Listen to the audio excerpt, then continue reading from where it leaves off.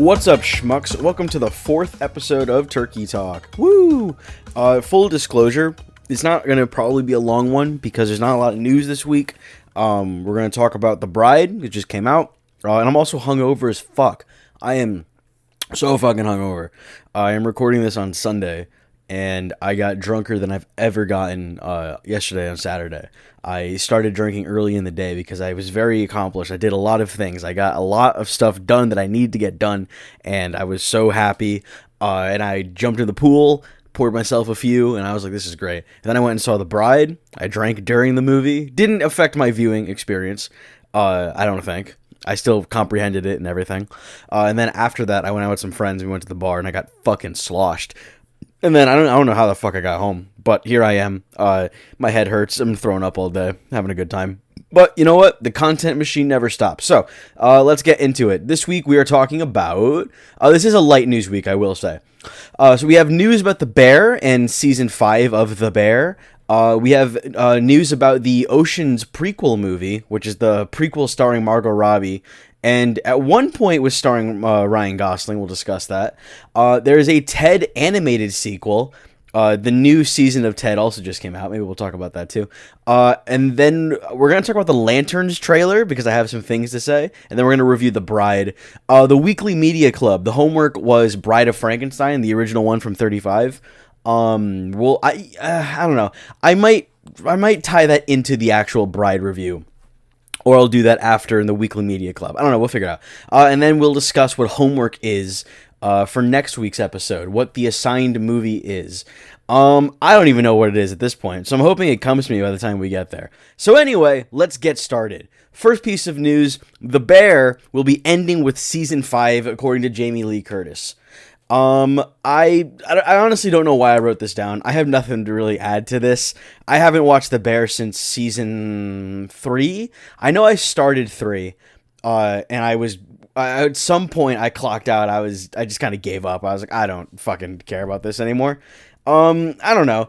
I like season 1 a lot. It really surprised me how good it was when I started it. And then season 2, it felt like a natural progression. It has the best episode, Forks, that one about the Thing, whatever that character's name is, the Evan Moss Baccarat character.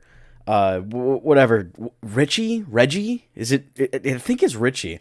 But that's a good episode. And then season 3 just lost me. I just found it very uninteresting. I honestly didn't even know there was a season 4. So it ending with season 5 seems right. It's just, I don't know. It seems to be a show that nobody gives a fuck about anymore. And even the actors don't really seem to care. Like, what's his face? Jeremy Allen White is in. He's Springsteen now. He's playing a Jabba the Hutt guy in Star Wars. Evan Moss Baccarat is in the Avengers movies now. Iowa Debris is seemingly in a bunch of things. I keep seeing her pop up and stuff. Nothing I've seen, but I keep seeing her like in things. I saw Bottoms. I like Bottoms.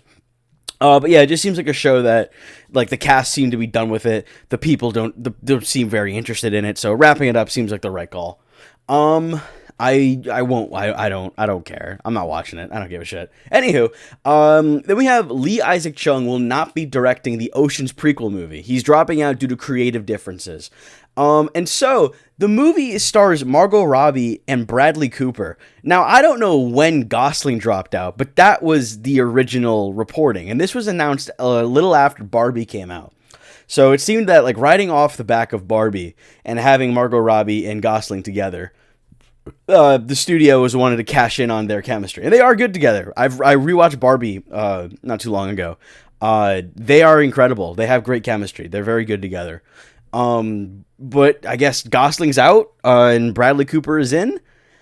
Sure, I don't know. And from memory, what this is it's a prequel about George Clooney Ocean and Sandra Bullock Ocean, because they're siblings, and it's about their parents, who are going to be played by Margot Robbie and now Bradley Cooper, and how they instilled heisting into their children. And that's what it's about. This seems like maybe the most unnecessary movie of all time. I also think I heard something about another Ocean's movie with Bullock and Clooney teaming up, and they're gonna like combine casts or something. I think I heard that somewhere, or maybe I made it up. I don't know. Either way, I mean, I'll take another Ocean's movie if it's good. But I don't know. I don't need this, you know? We could make different heist movies. When's the last time we had a fucking heist movie? I feel like that's like a genre that Hollywood's kind of lost interest in. That and Westerns. I can't remember the last time I saw a fucking Western. I don't know. Heist Western? Western heist? That could be fun. That could be cool. I guess a lot of Westerns have the heist element, though. There's a lot of bank robbing and train robbing and stuff. So, yeah, it seems like it would fit naturally. Maybe that's what we should be doing. Margot Robbie, Bradley Cooper, train heist in the West. Sure. Man, my brain is not working today. I'm so sorry. Moving on. We're fucking clipping through this, dude. The Ted animated sequel series will be out later this year. Wahlberg is back. McFarlane's back. Amanda Seyfried's back. Everyone's back. I imagine this will be in the Family Guy animation style. Or American Dad, I suppose. Actually, they're the same. It doesn't matter. Or maybe it'll be something else.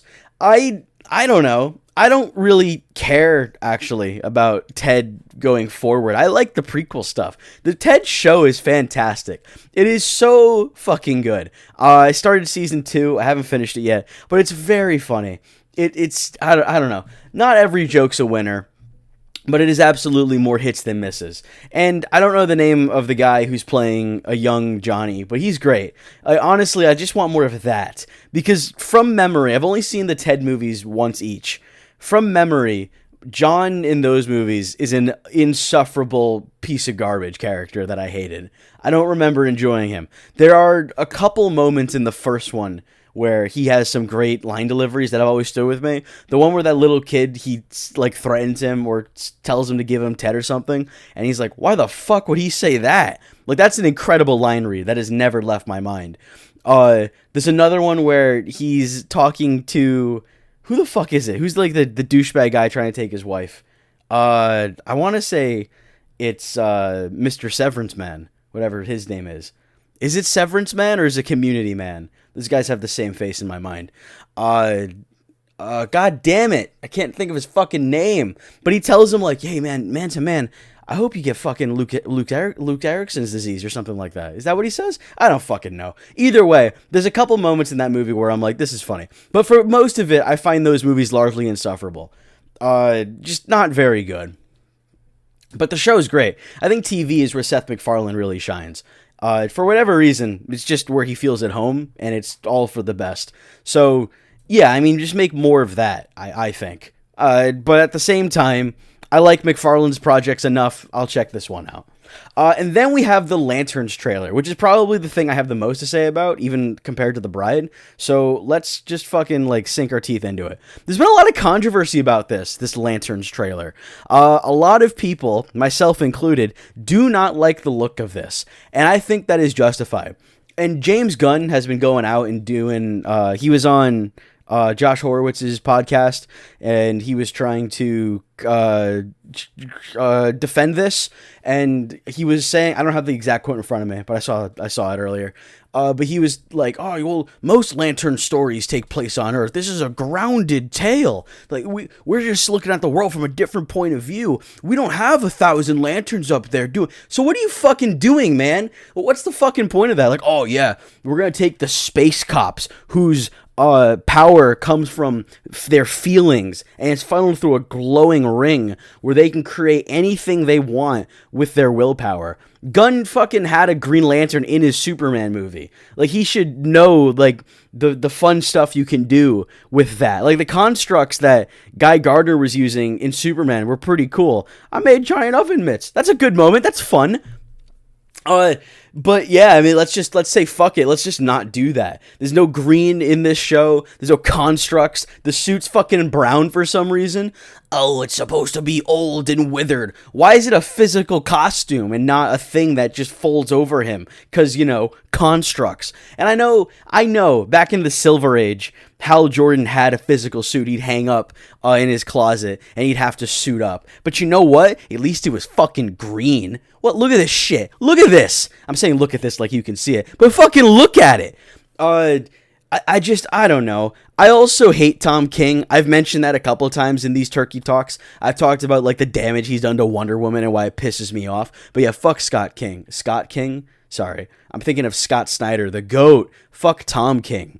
I don't like the characterization of Hal Jordan that we're seeing here. I don't like that he's old and angry and bitter and a douchebag to John. I don't like that. I want them to be friends. They're really good friends in the comics. Jon Stewart, Hal Jordan are buddies. That's what this should be. It should be them working together, like as an actual like duo. You can have your bickering. You can have them, their friendship be tested, but they should be friends. You shouldn't have old, grizzled, angry Green Lantern teaching young, hotshot, full of hubris Green Lantern, because that's absolutely what this is going to be. The young hotshot and the old, grizzled guy who's sick of this shit. I'm too old for this shit. I hate that, man. What the fuck? Why is Hal Jordan old at all? You could have had them be like the same age and just said, oh, you guys are on this case. There's something happening on Earth. You're both investigating it. Great. There's no need for this mentor-mentee bullshit. Why does John have to earn the ring? You get the ring because it chooses you. Like, being chosen by a Green Lantern ring is a monumental achievement in the lore. But in this, it's like, yeah, you were chosen by this higher power. This cosmic piece of energy chose you because it can tell you've got great willpower and are pure of heart. But you need to prove yourself to me, Hal Jordan. Get the fuck out of here, dude. And again, like, it's why are we doing grounded stuff? You know what this could have been? This could have been like Star Trek. We could have had week to week, like you could do a serialized mystery. You can still commit to that, but do it in space. So it can, feel like a fucking Green Lantern thing instead of people compare this to Yellowstone or True Detective, and that's absolutely the vibe here. And I don't know why Gunn and who is it Lindelof who's a writer on this? I think it's Lindelof, Dan Lindelof, the Lost guy. And they're both like, yeah, it's grounded and gritty. It's a cop show with a Green Lantern. But we're not even calling them Green Lantern. It's just lanterns because it sounds better. Oh, my fucking word. Get the fuck out of here. You don't need to make every superhero grounded. Can you imagine if Gunn was like, oh, yeah, we're doing Superman to start this new universe, and he's grounded. It's a grounded Superman. And also, Superman was this big comic book loving, fantastic sci-fi adventure that feels like an episode of the animated series, but in live action in the best way. That movie is cartoony and fun and silly, and wonderful in a way that I think a lot of comic book movies aren't, like in a way that a lot of comic book movies are afraid to be. Like, the MCU has really settled itself into this is the real world and everything's gritty and real. And Gunn kind of tested that with the Guardian stuff, which I think is why those ones stand out in this way. And even like Coogler kind of does with Black Panther. There's a little more crazy sci-fi stuff in there than they tend to do with like Captain America or Ant-Man or something. But even Doctor Strange almost feels confined almost. But, like, Superman was so unapologetically a love letter to comic books, and I really liked that about it. And, not necessarily you need to go super fantastic. Like, The Batman, I think, is the best comic book movie of all time. But that's because, like, Batman works in that way. You can do grounded, gritty Batman. That is fine. You can also do crazy, fantastical Batmans fighting Clayface or Ra's al Ghul or the Court of Owls, and that works as well. But with Green Lantern, Superman, Wonder Woman, these are characters that they hinge on the world that they come from. Without Themyscira or the Amazons, what is Diana? And I know, like, Absolute Wonder Woman, which is amazing, it does ask that question. If she doesn't have the Amazons or Themyscira, what is she? But that doesn't then remove that element entirely from her. Themyscira and the Amazons do exist in the Absolute Universe, but it plays with the idea of if she doesn't have this fantastical thing, she then has this other fantastical thing, which is that she's raised by Cersei and is Wonder Woman, but she's also a witch. She has magic powers. Like, that's a way you could play with these ideas. But Lanterns, it almost seems embarrassed, like Joker. It feels embarrassed that it's a comic book property. Like, everyone involved is like, I fucking hate comic books, but I guess I'll make a comic book show. Dude, get the fuck out of here. What are you talking about? And I don't understand why this is the next step. I kind of got sidetracked there. But my point is, why did we start this new universe with Superman, which is very happy to be a comic book thing and leans into it, and it feels like those pages brought to life. And then we get to Lanterns, the next proper project, or I guess it's Supergirl and then Lanterns. But Lanterns is what if cops, but also I guess they have rings and maybe they'll fly sometimes.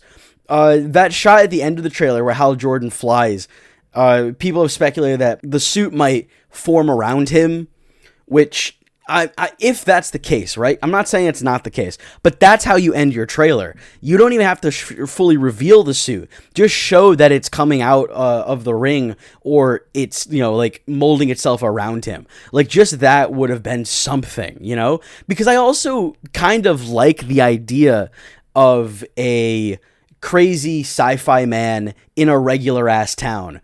Like, he's just unapologetically Green Lantern. Like, he's showing up in costume with the domino mask, and he's just like, hey, what's going on, guys? Well, I'm Green Lantern. And all these regular ass cops are like, what the fuck? Like, I think that could be funny. I also don't like how sweary this is. That feels very James Gunn, very Tom King. I thought this was going to be like a fun Lantern show. But no, they're fucking effing and jeffing left and right. I don't like it. It's, you know what it feels like to me? It feels edgy in a Zack Snyder kind of way. Because Zack Snyder, and I've talked about this before, Zack Snyder doesn't like comic books. Zack Snyder doesn't have any love in his heart for DC. But he does love angsty, edgy shit, which is why he likes comic book imagery. He likes the Dark Knight imagery. He doesn't like the Dark Knight story. Or Dark Knight Returns, I should say.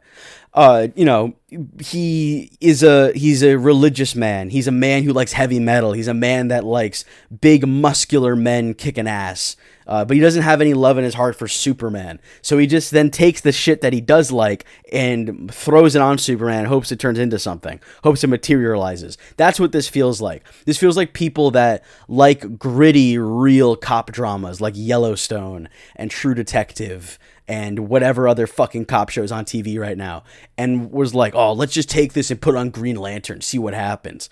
I don't like that. Why is Hal Jordan a racist? I don't talk to the Green Lanterns. They're aliens. They're all aliens. They're illegal aliens. Come on, man, really? Hal Jordan and Kilowog are friends. They're supposed to be, at least. What, did Sinestro show up to train him and he was like, ugh, purple? No. Did fucking Abin Zur choose Hal and he's like, oh, I have to touch you? Like, why? What are you talking about? I'll talk to them because they're aliens. Get the fuck out of here. I don't like this, man. This is a bad trailer. And I watched someone talk about this. I don't remember her YouTube name.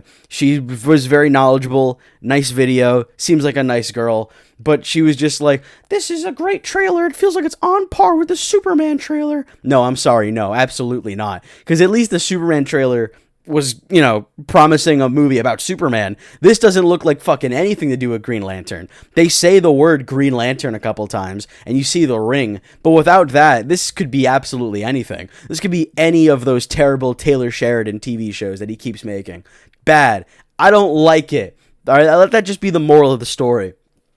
I don't think this looks very good. I'm also not entirely sold on the casting for Hal or John. I spoke on Hal, but in terms of Aaron Pierre as Jon Stewart, I don't think he's a bad fit, but he would not have been my first choice. I would have gone with Aldous Hodge, who I'm a huge fan of, and he also can do like gritty, angry, tough man. But he's also got a big soft side. Like his role in The Invisible Man, he plays that kind of stern, tough guy who can be intimidating, but has a heart of gold and has like a very warmth to his presence.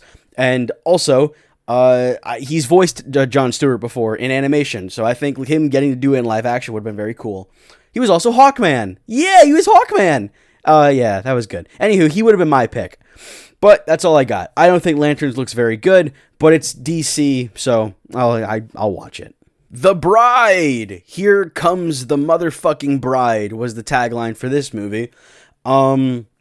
Because this movie is edgy as fuck. Alright, The Bride. The Bride is the latest attempt at a reimagining of a Universal monster, a classic Universal monster, the Cum. Love Cum. Love the Cum. The joke that I do. The Invisible Man is my favorite. The Bride has never been, I've never been a big fan of The Bride because all she's really got going for her is the look. We'll talk about Bride of Frankenstein 1935 in the Weekly Media Club section, but she is not in that movie. The movie that's named after her, she's not in it. So she doesn't have any core characteristics, really. I'm actually very unfamiliar with her other appearances outside of that movie, so maybe I need to do some more research. But The Bride, 2026, written and directed by Maggie Gyllenhaal, stars Jessie Buckley as the bride, stars Christian Bale as Frankenstein's monster, although they just call him Frankenstein in the movie. But it is... I'll talk about the framing device. So here's how I'm going to do this. I'm going to talk kind of broadly about the movie, no spoilers, and then I'm just going to talk about spoilers. There's not a lot to spoil, but I do have some in-depth thoughts. So I'll talk about the framing device in the spoilers section. But it plays with more the book more than the original Frankenstein movie. Although I guess it could really be either one. All you need to know is that Victor Frankenstein, or at least a scientist named Frankenstein, because in the original Frankenstein movie his name is Henry Frankenstein, created a monster. He created life, but that was over 100 years ago. So now in the early 1900s, Frankenstein's monster, or again, they just call him Frankenstein, has come to America, and he shows up in Chicago, and he goes to this mad scientist, and he tells her, hey, I would like a bride, please. And the scientist goes, yeah, all right. And they make the bride, and then from that point on, the movie is about the bride and Frankenstein's monster hanging out and running around, and that's kind of it. I didn't like this. I don't think this is a good movie. It's a fucking mess, man. And that hurts to say, because I was really looking forward to this. The first couple looks we got at Jessie Buckley as the bride, I was like, that's a great design. That is a really inventive, fun look for the bride. I'm on board with this. And then we saw our first looks at Christian Bale as the monster, and I was like, that looks fucking awesome. This is going to be cool as shit. And I liked the idea behind it of setting this story in the early 1900s. I thought that setting could mean something. It could be interesting. Ultimately, not really. Doesn't really make much of a difference. I like the cast. Maggie Gyllenhaal is a director and a writer. I was unfamiliar with her work, but who knows? If she had an idea that Universal felt was worth investing in, then that's something. Look at Lee Winnell and made The Invisible Man. That's a great movie. And I was very much looking forward to anything that has to do with the cum. But I just thought this was so disappointing. It's a mess. It's poorly paced. It doesn't really know what it wants to be. It's got some really terrible dialogue. It looks pretty, I'll say that. It's a good looking movie. I was never bored, really. I was expecting something different. And I think there are some ideas this movie plays with that are interesting, but it doesn't really go far enough with them. The movie wants to speak on male mistreatment of women. So there are moments throughout the movie where it's usually some form of sexual violence men will perform against a woman, or a man will perform against a woman. There's an incident where men multiple times try to sexually assault the bride. There's an incident where a man is kissing a woman and she keeps telling him no and to stop, and he doesn't. There's moments where men will speak to each other and deliberately keep women out of the conversation and isolated and ignore women and this and that. And it does a good job displaying casual misogyny, but then also targeted and deliberate misogyny, right? Assault is, I would say, is very explicit, deliberate misogyny and crime, obviously. But then, like omitting women from conversation is more kind of casual misogyny. It's something that a man does, but might not necessarily be a thing that he is going out of his way to do. It's just like natural. Like, why would I include a woman? Why would I talk to a woman? Shit like that. Not to defend it or downplay it, but it's the different levels to bigotry and oppression the movie wants to touch on. But its ultimate critique of this is it gets kind of muddled, because the bride gives this speech at one point about how men take advantage of and abuse women and how that is wrong, which is good.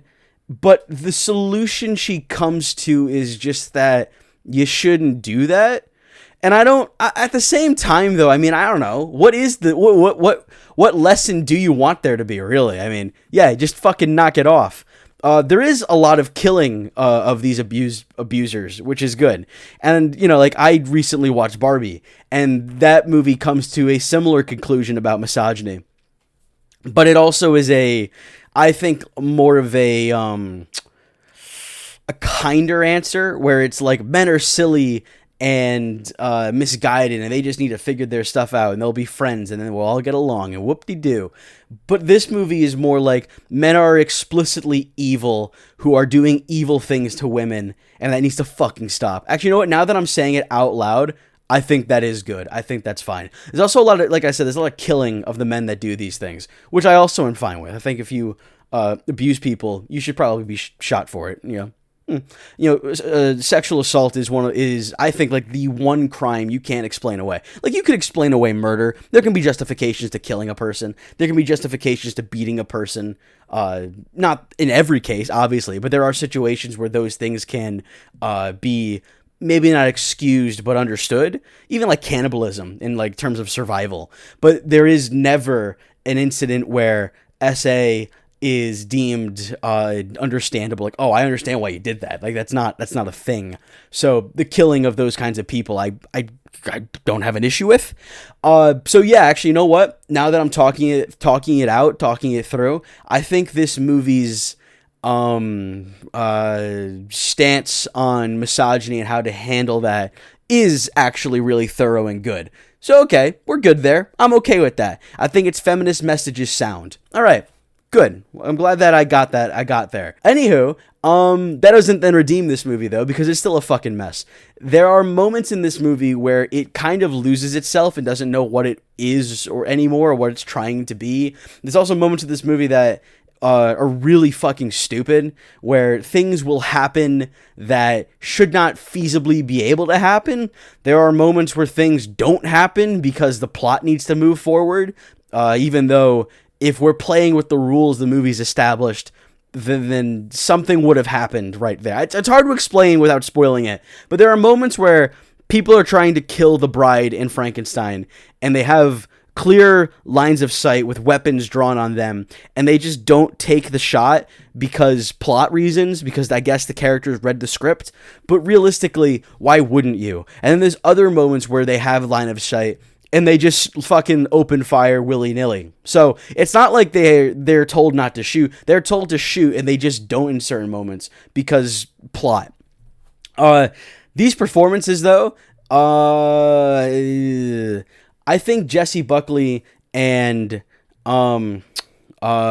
Christian Bale are good in this, but what they're asked to do is just absolutely fucking insane. There's points where Jessie Buckley is doing, I think, her real voice, because she's British. I think there are moments where she's doing her real voice, and then she switches to the American accent, and then there's other points where she's doing like these big, weird impressions of things. I don't know. What was Maggie Gyllenhaal's vision here? I don't get it. It's just, I don't know. I don't know if they were trying to establish that she's odd or that she's weird or whatever. I get that she's outspoken. She's not going to let mistreatment or oppression go unchallenged, which I liked.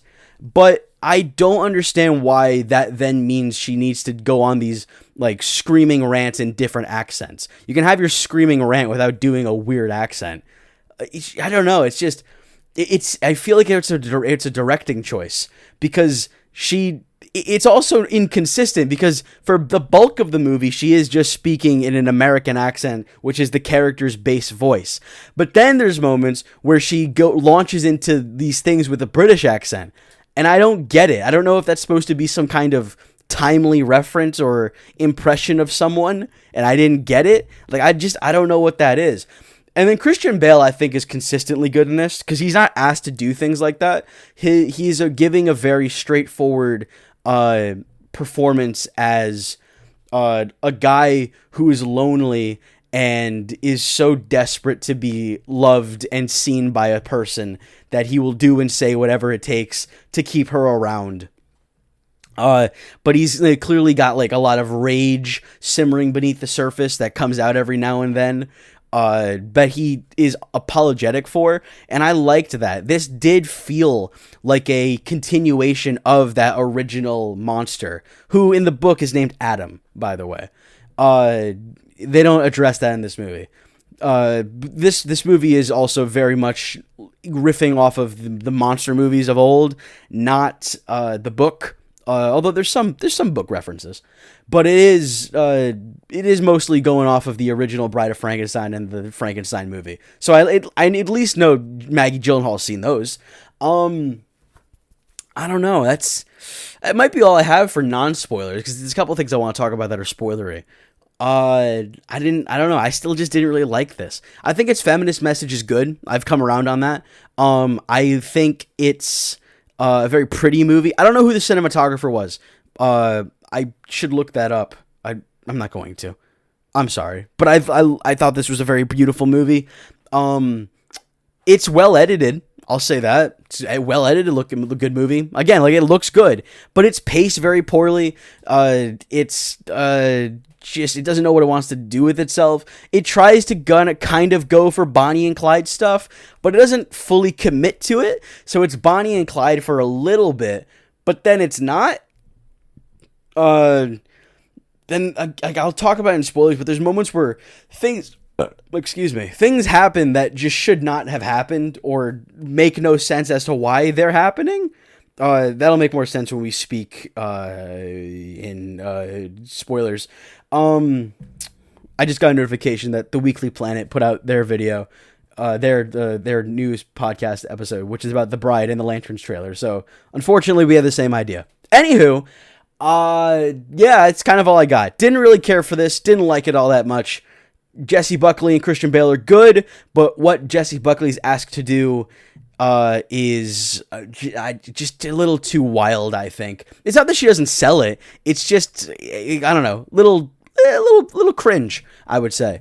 Anywho, so let's talk a little bit of spoilers. So the main spoiler thing I want to talk about is there's just some really contrived bullshit happening in this movie. Like, when Frankenstein goes to the mad scientist in Chicago and tells her, "I want a bride, make me a bride," they go and they dig up Jessie Buckley and they bring her back to life and turn her into the bride.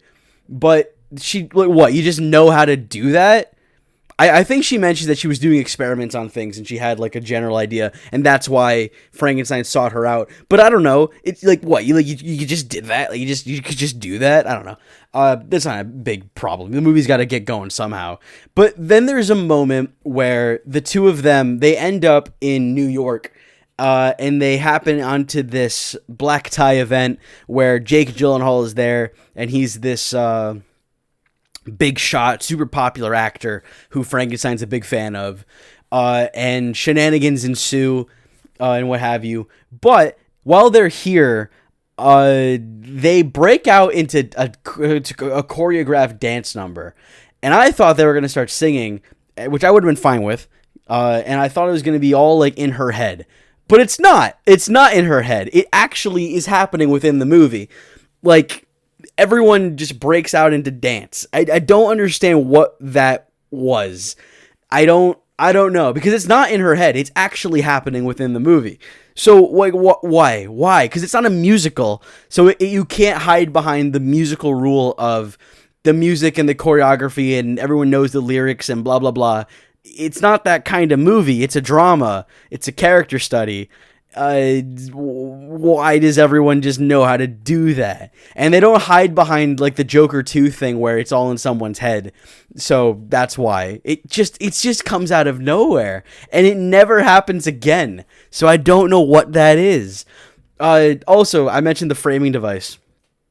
So the framing device of this movie is a reference to The Bride of Frankenstein from 1935, where that movie opens with Mary Shelley talking to two guys, and they're like, "Oh, you wrote Frankenstein, Mary Shelley. It's the greatest book ever made." And they're like, "Why didn't you make a sequel?" And she goes, "Well, if I did, this is what it would be." And then the movie plays, and the idea is like, well, she would have written The Bride of Frankenstein, but then she didn't, or what have you.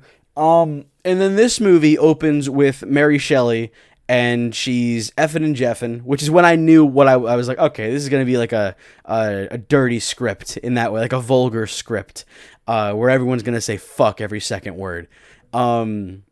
And she gives a very similar spiel about like, I wrote Frankenstein and it's great and this and that. And if Frankenstein scared you, then this will terrify you. And this is the book I never wrote and blah, blah, blah. But throughout the movie, the bride will have out-of-body experiences where she speaks to Mary Shelley. And then there's other moments where she's not out of body, but she calls out to Mary Shelley. So does the bride know she's in a movie? Is she a fourth wall breaking character? Or is Mary Shelley telling this story, and within her own story, as she's writing it or relaying it somehow, she's like, oh yeah, and then the bride cried out to me, Mary Shelley. It just doesn't really make any sense. And you know, like she speaks to Mary Shelley as if she's like God, right? Like she prays to the Mary Shelley kind of thing. And she asks her questions like, what's my name? Who am I? What's going on? And Mary Shelley's like, you're going to have to wait and find out. So like, what does that mean? It's fucking weird. And I didn't like it because I don't know. I like the idea of like a character who knows they're in a story. Like that can be fun if you do something interesting with it. But this doesn't really try that. I don't know. I think ultimately this movie suffers from a middling script. Like I think there are some good ideas here that just kind of get suffocated by other bullshit happening. And then some other interesting ideas and concepts that just don't materialize into anything. I think what this really needed was a second writer or just someone to come in and look at it and give it a pass over, just touch it up maybe. I don't know. But yeah, I don't know. I don't think this falls apart in its directing. I think Gyllenhaal directs just fine. I think the performances are all very strong. I think like, oh my God, like the set design, the props they use for this, amazing. Never once do you doubt that this is truly the 1930s America. It looks amazing. It's shot beautifully. It's edited very well. Sound design's crisp. There's some people getting their heads stomped in. It sounds very gory and good. It fundamentally is not a bad movie, but it's just let down by a middling script that I think if they touch that up, this would be a real winner. But yeah, that's kind of all I got. The Bride, it's not great. Didn't really care for it. Probably never going to watch it again unless I do some kind of come retrospective of something. Ooh, that could actually be fun if I do like a comparison of the original Come characters and then like this new era renditions on them, like the Invisible Man, Winnell's Wolfman, Renfield, this movie, the Mummy movie coming out, shit like that. That could be fun. Maybe something to consider for Halloween. Anywho, let's get to the Weekly Media Club, where we are also going to be talking about The Bride of Frankenstein, but the original one from 1935. So I'm in a flow state here. Let's just go through it. This was homework. No one's done this yet, which is fine. We're still finding our groove. But I would like someone to do the homework one week and leave comments that I can respond to. Otherwise, it's just me yapping about a movie and going, I liked it because blah, blah, blah, blah, blah. Anywho, I like this movie a lot. Bride of Frankenstein. I like this a lot. I think this is really, really good. I like it a lot more than Frankenstein, but I've only seen Frankenstein, I think twice. The first time I watched it, I was pissed the whole time because it's so different than the book. And then the second time I watched it, I think I was on my phone for most of it, so I don't really know how I comprehended it. But this time, I watched The Bride. This is the second time I'd ever seen it. The first time I watched it when I was very young, and it was just on TV one night. But this time I actually committed. I sat down, I put it on, I watched it. And I think this is great. There is so much going on in this movie that works for me.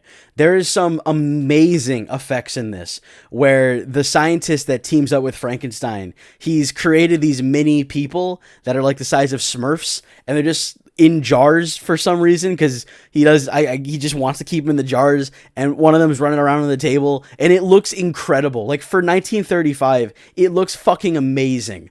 I would love to see how they achieve that effect, because it looks fantastic.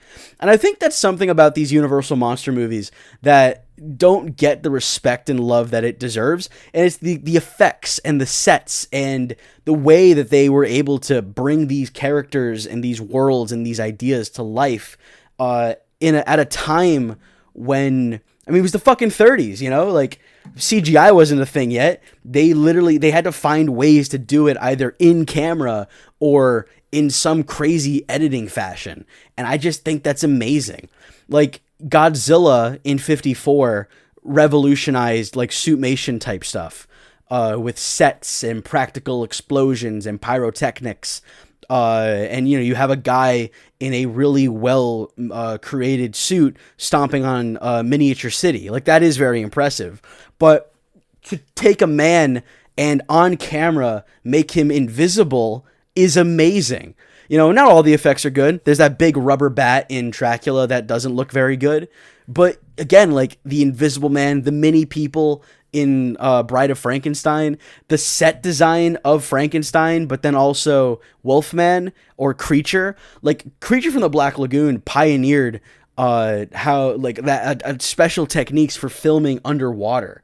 Like, these movies are so integral to the foundation of cinema and special effects, and I think that's an element that is often not appreciated about them.